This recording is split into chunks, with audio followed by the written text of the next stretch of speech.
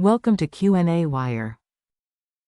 So right at the point where the missile launches, we can say that the initial velocity in the x direction would be equal to 30 meters per second, 30.0 meters per second. This would be the horizontal velocity of the cart.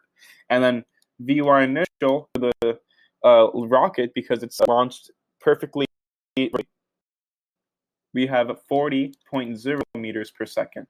So we can say that the maximum height for part A, at the maximum height, this is going to be equal, rather at the maximum height, we have a final velocity in the x direction equaling 0 meters per second.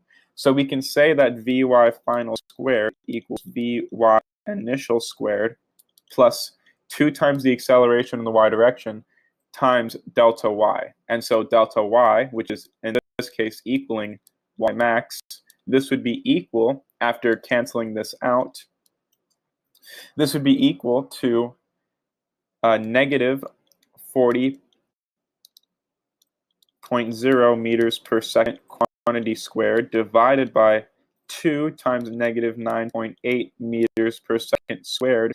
This is going to be equal to 81.6 meters. So this would be your maximum height for part A. Now for part B, we're trying to find the total displacement in the x direction. So we first need to find the essentially the total time in the air.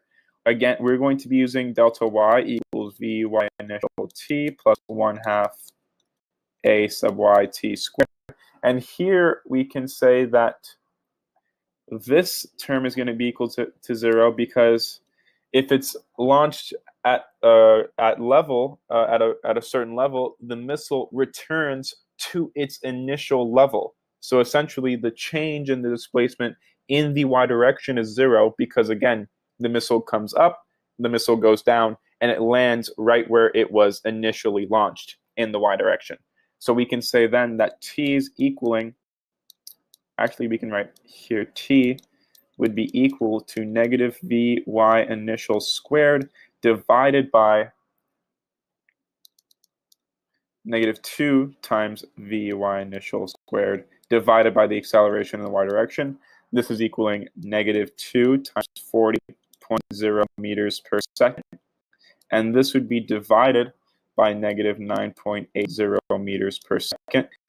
T is then equaling 8.16 seconds. And so finding delta x would be equal to Vx initial times t. So delta x would be equal to 30.0 meters per second multiplied by 8.16 seconds. And we find that delta x is equaling 245 meters. This would be your total displacement in the x direction. Remember, when the missile is in free fall, it has no acceleration in the x direction. Therefore, we don't have to account for this acceleration term in the x direction. Again, that final answer for part B, 245 meters, is your total horizontal displacement. That is the end of the solution. Thank you for watching.